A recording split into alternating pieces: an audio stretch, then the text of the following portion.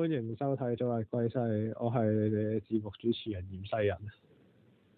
我係呢個我唔知，我其實我唔知咩身份，但係 K.O. 我哋今次係深夜訪談節目。今日我哋而家係10:30。冇錯，我哋係突然之間諗到，所以決定吹水。係啦，事緣就係嗱咁樣就係我今日係病咗冇返學嘅緣故，於是我晏晝就百無聊賴咁樣瘋狂喺度睇 YouTube，跟住睇下，我就見到 YouTube 上面充斥咗大量嘅垃圾內容，我覺得好搞唔掂，於是我就想講下 YouTuber 呢樣嘢。哦，咁其實你係咪會唔會講我哋嘅而家嘅環境？即係而家講我哋而家嘅樣？冇嘅，我哋係為興趣嘅啫，但我見到好多人係真係認真想紅啊，係咁去人哋啲留言區嗰度騷擾人啊，掟自己頻道啲連結啊嗰啲，見到覺得煩。你咁樣講其實幾分歧下喎，我完全諗唔到佢係同，如果有啲人真會咁做。唔係啊，通常都係啲小學生居咯。冇啊，喺我小學嗰陣，我已經有大量嘅同學係話，第時想做 YouTuber，想靠拍 YouTube 嚟賺錢啊咁樣咯。我覺得好不切實際嘅，因為佢哋全部都淨係一律拍 Roblox 啊咁樣，冇個認真剪認真拍，俾少少錢去買隻 game 都唔使。其實你都唔可以咁講，當然佢係想係要展示翻佢哋所熱愛遊戲啫，好似我之前咁樣，其實都係想展現一下我所熱愛遊戲嘅，唔係話咩，因為就咁樣，我就會拍，我就話拍嗰個少少。我其實拍嗰個係為咗想同大家講，我而家係分享下我有幾 lucky 嘅，你玩啲 game 嘅時候。哦。唔係單純為咗紅嗰句嘢，單純想同大家講，我而家呢個咧嘅個抽到啲乜鬼嘢好好正嘅。係啊，唔係佢哋唔知啊，佢哋講到呢樣嘢好真咁樣，嗰個自己幾勁幾勁。我覺得最低能就係大家喺度互相訂閱呢個行為好低 B 啫，我覺得。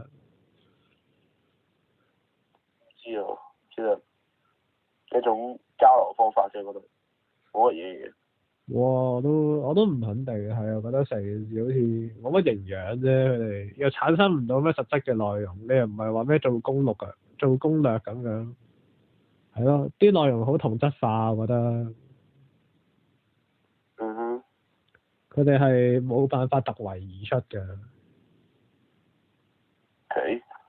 所以就單純咧望到照片就係咁樣。冇啊，係啊，我覺得呢個 YouTube 嘅生態好怪啫。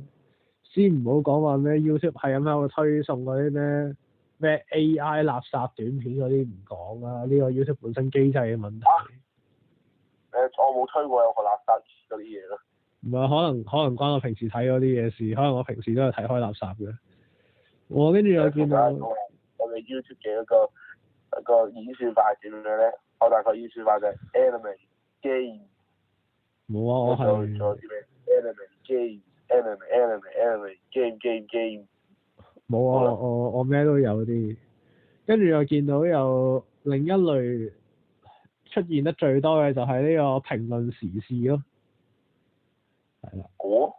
幾乎個個都做緊啲咁嘅嘢，即係基本上，咪可能呢樣嘢就係除咗 podcast 之外，另一樣更加易做嘅嘢就係，可能你打開個新聞網站，照住佢份稿讀，跟住再加啲你自己嘅個人色彩啊嘛，咁係一條片㗎。係咯。或者好聽啲講呢類人叫做分享生活咯，難聽啲講咪就係照稿讀咯。係啊，我都佢就係呢類人令到好似拍 YouTube 呢樣嘢變成一件好易嘅事咁樣，即係剪又唔係點剪，單純你有個鏡頭對住你，你可能甚至可能唔使揸住支咪講嘢，好似我哋咁樣，而家都係開部手機錄音啫嘛。咁啊一條片。點樣講句？其實我對於你講嗰啲嘢，其實我知道你，但我唔係幾服其實。好。就因為咧，其實唔係因為咩，佢哋本身自己咩冇咩技術就入嚟，就係因為其實呢個 YouTube 咧，佢原來嘅生態就係，即係你唔使幾有技術就入嚟，只係因為而家嘅嗰個風氣同埋佢目前嘅環境咧，係真係好，而家真係需要好高技術啦，最壓縮得好緊啦，而導致到其實而家你覺得呢啲人其實即係單純喺度想紅嘅，但係其實點講講句，之前嘅 YouTube 就係咁樣，你話人哋會唔會係想紅咧？其實唔係，佢哋真係想要分享自己啫。我覺得如果係單純為話分享自己，單純想就亂咁拍下嘢冇乜所謂，但係我最睇唔慣就係一個二個係咁叫人訂閱啊、like 啊、咩熱推啊、咩入會員啊，但係自己拍嘅內容又唔係有幾咁高質素，但係人哋俾錢我覺得好低能啫。即係你話邊有一份工作係咁容易做先得㗎？唔知啊，呢個睇係你而家係咩環境。反而我而家知道其實呢個 YouTube 好似係好難做。雖然我覺得剪片某程度上都係一門學問嚟嘅，雖然我唔係剪片嗰個，我就唔清楚咁多。係啦，不過我覺得就係而家好似係俾你自己整做新人。我唔知啦。又話咩？佢啲都唔識嘢，之後嚟香港玩，之後你而家我都唔識呢啲嘢。我都係應該咁講，我係真係得把口咯。我而家完全就係我覺得某程度上都係一樣嘅。我哋不過我哋係唔出樣啫嘛，佢哋出樣啫嘛。出樣肯定要等我哋高訂閱啲。我哋而家太少人睇啦。啊係啦。我哋嘅言論你可以並未可以讓我哋有足夠嘅人去幫我哋維護。我哋講太真言，唔係講起出樣呢樣嘢，你令我諗起我有個小學同學，佢開咗個 channel，跟住咧我見到佢有橫幅，第一件事係寫完咩10訂閱出手，50訂閱出聲，跟住100訂閱出樣咁樣。我教緊嗰啲錄片啊，佢未出聲。佢好似外國 YouTuber 咁樣，喺度單純加字幕加音樂。唔係啊！我嗰個同學好搞笑啊！佢係真係單純錄住佢玩 Roblox 嘅畫面就算㗎啦，跟住佢係唔做任何嘢，唔做剪接㗎。有幾唔錯？我唔知啊，我咪就開始喎。唔係就係因為呢啲咁嘅內容令到我覺得而家個個去做 YouTube 係一件好智障嘅事咯。其實，咁當然可能，其實我覺得好正常。可能每個人都有咩起步啦。你家係其實追逐呢啲名利其實都好正常㗎啦，所以我其實唔會啲驚訝咁講先。我係唔知因為我一條橋有錢賺，你一定係有啲人會去上去搶位啦。唔係咁，其實某程度上都可以套用喺我哋身上嘅。我哋當初搞嗰陣時都係我講話咩啲咁，而家咁多人做 podcast，點解我哋唔嚟分下呢個蛋糕咧？係咪？我哋要做 podcast，要做有特色嘅 podcast，我哋先可以爭取到呢一個嘅市場佔有率。都係㗎，係我覺得用一個比較，雖然我而家做嘅行為都唔係用緊呢個中性嘅角度去睇嘢嘅，但係唔知啊，盡量。係啊。唔中性嘅角度就係有我哋風格，有我哋風格，咁其實就係我哋。係的確嘅，中性嘅角度就係讀新聞稿㗎啦，咁就係單純去報導事情。冇錯，同埋 podcast 都係單純係同你分享下你自己嘅嘢。如果你連分享自己嘅嘢做唔到，其實好難講。所以我覺得，可能我哋呢一集嘅標題就可以寫係呢個 podcast 唔係我哋要做出自己嘅風格。又已經做緊啦，其實已經開始。唔係我哋本身做緊嘅風格。